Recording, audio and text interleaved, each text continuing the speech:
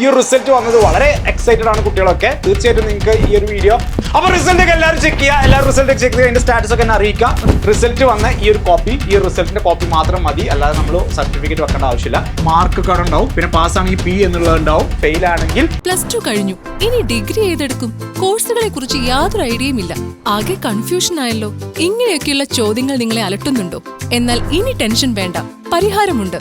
ആദിൽ സാറിന്റെ സൗജന്യ ബാസ് ഡിഗ്രി ഫൗണ്ടേഷൻ ക്ലാസ്സിലോട്ട് അഡ്മിഷൻ ആരംഭിച്ചിരിക്കുന്നു. ഇപ്പോൾ തന്നെ നിങ്ങളുടെ സീറ്റ് ഉറപ്പാക്കൂ. ഹലോ എവരിവൺ, ബാസ് സ്റ്റഡി സെന്ററിന്റെ പുതിയൊരു വീഡിയോയിലോട്ട് എല്ലാവർക്കും സ്വാഗതം. NOS ഏപ്രിൽ 2025 റിസൾട്ട് എപ്പോൾ വരുമെന്നാണ് ഒരുപാട് കുട്ടികൾ നമ്മോട് ഈ ഒരു കഴിഞ്ഞ വീക്കിൽ ചോദിച്ചുകൊണ്ടിരുന്നത്. റിസൾട്ട് ഇപ്പോൾ വരും എന്നൊക്കെ പറഞ്ഞു, എന്നാൽ പോലും ആ റിസൾട്ട് അധികം വൈകാതെ തന്നെ വന്നിരിക്കുകയാണ്. നമ്മുടെ NOS ഏപ്രിൽ 2025 റിസൾട്ട് ഇവിടെ പബ്ലിഷ് ചെയ്തിരിക്കുകയാണ്. അപ്പോൾ നമ്മുടെ റിസൾട്ട് ഒക്കെ ഇപ്പോൾ തന്നെ നിങ്ങൾക്ക് നോക്കാം. നമ്മളൊരു വീഡിയോയിൽ പറയാൻ പോകുന്ന NOS ഏപ്രിൽ 2025 പരീക്ഷ ചെയ്ത കുട്ടികളുടെ റിസൾട്ട് നോക്കുന്നതിനെ കുറിച്ചിട്ടാണ് നമുക്ക് നമ്മുടെ വീഡിയോയിലോട്ട് പോവാം.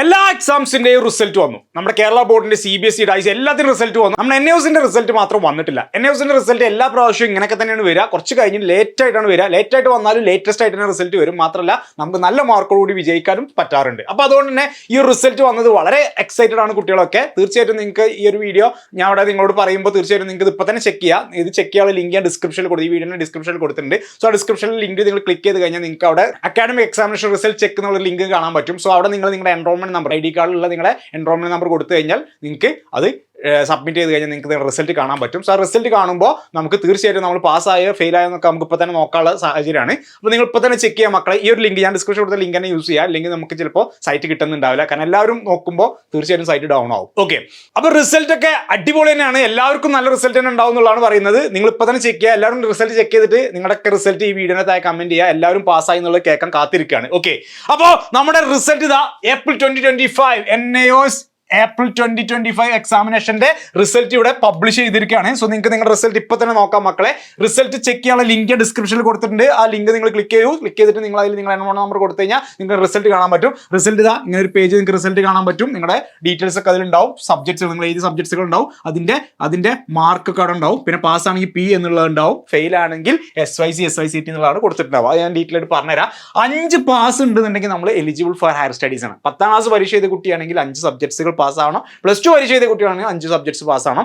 5 സബ്ജക്ട്സുകൾ P എന്നിങ്ങനെ 5 സബ്ജക്ട്സിന്റെ നേരെ നിങ്ങൾക്ക് പാസ്, P എന്ന് പറഞ്ഞാൽ പാസ്, 5 സബ്ജക്റ്റിന് നേരെ പാസ് എന്നുണ്ടെങ്കിൽ മിനിമം 5 സബ്ജക്റ്റിൽ P ആണ് എന്നുണ്ടെങ്കിൽ തീർച്ചയായിട്ടും നമ്മൾ എലിജിബിൾ ഫോർ ഹയർ സ്റ്റഡീസ് ആണ്. 10ാം ക്ലാസ് കഴിഞ്ഞ കുട്ടികൾക്ക് +1 +2 പോകാൻ പറ്റും.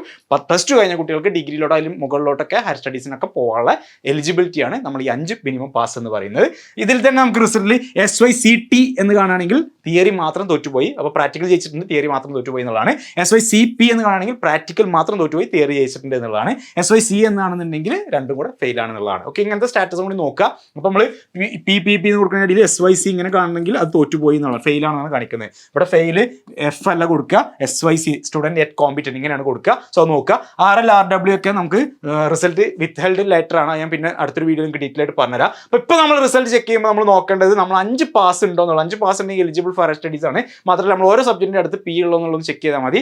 SYC SYCT ഒക്കെ ഉള്ള കുട്ടികളാണെങ്കിൽ തീർച്ചയായും വീഡിയോയുടെ കമന്റ് ചെയ്യുക. അപ്പോൾ ഞാൻ പറഞ്ഞുതരാം നെക്സ്റ്റ് സ്റ്റെപ്പുകൾ എന്തൊക്കെയാണെന്നുള്ളത്. അപ്പോൾ നമ്മുടെ റിസൾട്ട് ഇപ്പോൾ ജസ്റ്റ് വന്നിട്ടുള്ളൂ. റിസൾട്ട് കുട്ടികൾ നോക്കിക്കൊണ്ടിരിക്കുന്നുള്ളൂ. നിങ്ങളും വേഗം നോക്കുക. നിങ്ങളുടെ റിസൾട്ട് നോക്കിയിട്ട് എന്താണ് നിങ്ങളുടെ റിസൾട്ട് വിജയിച്ചു എന്നുള്ളത് വേഗം മക്കളെ വേഗം തന്നെ എന്നോട് വന്ന് പറയാം. ഈ വീഡിയോയുടെ കമന്റ് ചെയ്യുക. നമ്മളെല്ലാവരും വിജയിക്കും. കാരണം നമ്മൾ അത്യാവശ്യം നല്ല രീതിയിൽ നമ്മൾ പഠിച്ചിട്ടുണ്ട്, നമ്മൾ എഴുതിയിട്ടുണ്ട്, നമുക്ക് കോൺഫിഡൻസ് ഉണ്ട്. റിസൾട്ട് അത്യാവശ്യം നല്ല ഈസി ആയിട്ട് തന്നെ നമുക്കിവിടെ എക്സാം വാല്യൂഷൻ ഒക്കെ കുറച്ച് ലിബറൽ ആയിട്ട് തന്നെ ഒരു നമുക്ക് നല്ല മാർക്ക് സ്കോർ ചെയ്യാൻ പറ്റുന്ന രീതിയിലുള്ള വാല്യൂഷൻ ഒക്കെ തന്നെയാണ്. അതിൽ സംശയമൊന്നുമില്ല. ഇതുവരെ നോക്കുന്ന കുട്ടികളൊക്കെ ജയിച്ചു എന്ന് തന്നെയാണ് പറയുന്നത്. അപ്പോൾ നിങ്ങൾ നിങ്ങളുടെ റിസൾട്ട് നോക്കുക. എല്ലാവരും ജയിച്ചിട്ടുണ്ടാവും. അപ്പോൾ റിസൾട്ട് ഒക്കെ ചെക്ക് ചെയ്യാനുള്ള ലിങ്ക് ഞാൻ കൊടുത്തിട്ടുണ്ട്. റിസൾട്ട് കിട്ടുക വേഗം തന്നെ റിസൾട്ട് നോക്കിയിട്ട് അപ്ഡേറ്റ് ചെയ്യും മക്കളെ. അപ്പോൾ ഇതൊരു വീഡിയോയിൽ നമ്മൾ പറഞ്ഞത് റിസൾട്ട് വന്നതിനെ കുറിച്ചിട്ടാണ്. നമ്മുടെ കാത്തിരിപ്പിനോട് അവസാനം ഇരിക്കുന്നത്. നമ്മുടെ റിസൾട്ട് വന്നു. ഏപ്രിൽ 2025 കുട്ടികൾ മക്കളെ ഇനി വേഗം തന്നെ നിങ്ങൾ ഡിഗ്രിക്കൊക്കെ പോകണം, ഡിഗ്രിക്കൊക്കെ അഡ്മിഷൻ എടുക്കണം. സോ ഡിഗ്രിക്കൊക്കെ ഉള്ള അഡ്മിഷൻ ഇപ്പോൾ നമുക്ക് ഈ ഷോർട്ട് ടൈമിലാണ് ഇപ്പോൾ നടന്നുകൊണ്ടിരിക്കുന്നത്. നമ്മൾ ബാസ് സ്റ്റഡീസിന് ഡിഗ്രി അഡ്മിഷൻ സ്റ്റാർട്ട് ചെയ്തിട്ടുണ്ട്. സോ അതിലോട്ട് നിങ്ങൾക്ക് വേഗം തന്നെ ജോയിൻ ചെയ്യാം. അപ്പോൾ ഫൗണ്ടേഷനിലൊക്കെ പഠിക്കുന്ന കുട്ടികളാണെന്നുണ്ടെങ്കിൽ നിങ്ങൾക്ക് ഡയറക്റ്റ് തന്നെ നമുക്ക് നമ്മുടെ ബാസിൻ്റെ ഡിഗ്രിയിലോട്ട് ജോയിൻ ചെയ്യാനുള്ള അവസരമുണ്ട്. മാത്രമല്ല നമ്മുടെ ബാസിൻ്റെ ഫൗണ്ടേഷൻ അറ്റൻഡ് ചെയ്ത കുട്ടികൾക്ക് ഡിഗ്രിക്ക് ഫീസ് സ്ട്രക്ചറിൽ